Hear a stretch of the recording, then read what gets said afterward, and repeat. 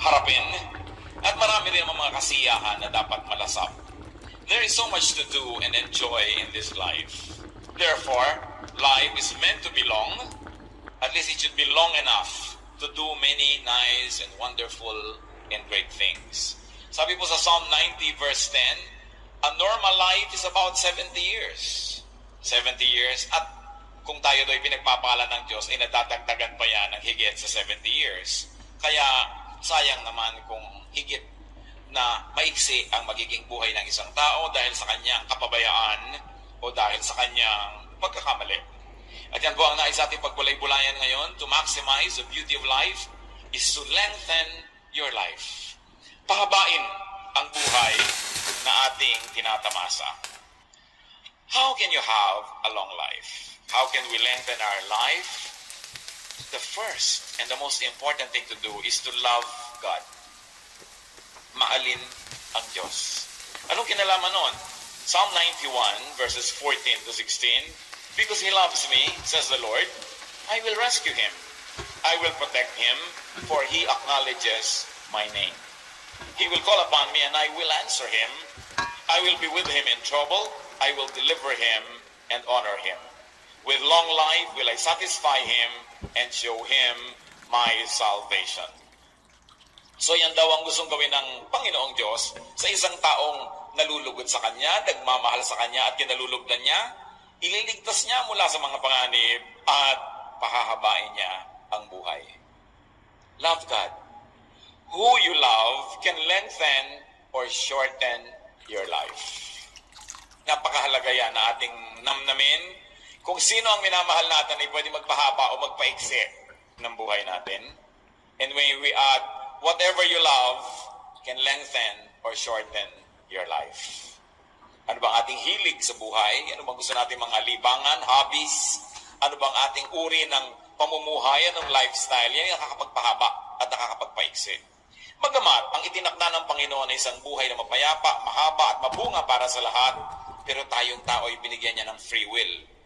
Kaya meron tayong participation kung umiiksi o humahaba ang ating buhay. Kaya dapat may ginagawa tayong tama. At una dyan, love God. Then obey God's teachings and commands. Isang napakalakas magpahaba ng buhay, yung masunurin. Nakita niyo po yung pag-inom ng gamot, kung sinusunod ninyo yung dosage, humahaba ang buhay niyo.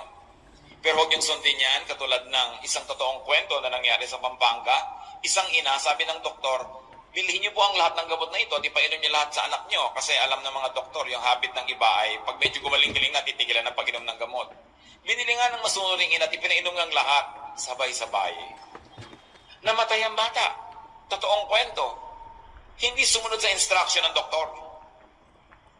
Kung tayo susunod sa instruction ng doktor ng mga doktor, sa kanyang ipinagagawa sa atin kung anong dapat ginagawa, kailan, anong hindi dapat ginagawa, hindi hahaba ang ating buhay. Bakit? Siyang nakakakilala ng ating katawan, ng ating espiritu, ng ating emosyon.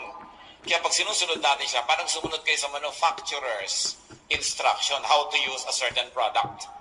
Kung yung kuryente mali, sinaksak mo sa ibang voltahe, sasabog agad yung gamit, patay na siya, tapos na yung buhay niya. Pagka hindi natin ginawa sa tama, masisira agad. Ganon din ang katawan ng tao. Yung may likha sa atin, ang nakaalam ng higit kung ano ang marapat. Deuteronomy 4:40, keep His decrees and commands, which I am giving you today, so that it may go well with you and your children after you, and that you may live long in the land the Lord your God gives you for all time.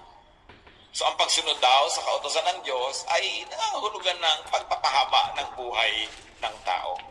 Kaya pati po ang pagpapahinga, hindi utos ng Diyos. 6 days you shall labor and do all your work, and on the 7th day you shall rest. Utos yan ng Panginoon. Yung iba sobrang sipag, hindi na nagpapahinga. Akala nyo natutuwa ang Diyos? No. Dahil pag sobrang sipag ka, hindi ka nagpapahinga, you are disobeying God. That's disobedience. Kahit pasabihin mo dahil sa kadakilaan, dahil sa kasipagan, pero alam ng Panginoon ang limit na kayang dalhin ng katawan ng tao sapagkat siya ang lumikha. And God remembers that we are dust. That's why it is important to be obedient. Pag sinasabi ng Diyos na huwag ka na magalit, magpatawad ka. Akala nyo ba pinapalugi tayo ng Diyos pag sinasabing magpatawad ka? Kasi pag hindi ka nagpapatawad, ikaw ang nagdadala ng lahat ng bigat ng mundo, ikaw ang nagagalit, tumataas ang presyo ng iyong dugo, bumibilis ang pintig ng iyong puso, pati ang pulso mo bumibilis, nawawalan ka ng ganang kumain, hindi mabuti para sa iyo. Kaya sabi niya, ipatawad mo na. Paano po kung hindi naman humihingi ng tawad? Di lalo namang dapat mong patawarin dahil alam ka namang dahil hindi siya humihingi, ikaw to nalugi. Kailangan mag-usa ka na. Kaya pag sasabi niya, huwag kang mag-inggitin, huwag kang magselos, huwag kang magalit, mabuti lahat sa katawan ng tao yan. Kaya ang sumusunod sa Panginoon, nagkakaroon agad ng advantage over the others. Meron na tayo agad na pampahaba ng buhay. God's words is, ang salita ng Panginoon ay manual. It's a manual to life. It's a manual in life. And it's important to respect the wishes and the design of God, our Maker. How to have a long life? Please God. With what you ask for. Katulad ni Solomon. Sabi ng Panginoong Diyos, o sige, gagawin kitang hari, kahit anong hilingin mo, ibibigay ko sa iyo para magkaroon ka ng lakas para maging hari. Ano ba yun? 1 Kings 3:11-14. So God said to Solomon, since you have asked for this, and not for long life or wealth for yourself, nor have asked for the death of your enemies, but for discernment in administering justice, I will do what you have asked. I will give you a wise and discerning heart, so that there will never have been anyone like you, nor will there ever be. Moreover, I will give you what you have not asked for, both rich